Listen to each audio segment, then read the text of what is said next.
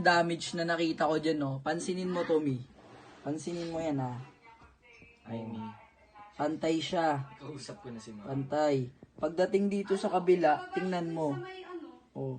Hindi siya pantay. Nakalubog to. Kitang-kita yung lubog niyan. Tapos nakaangat yan. Yan yung damage na napansin ko dyan.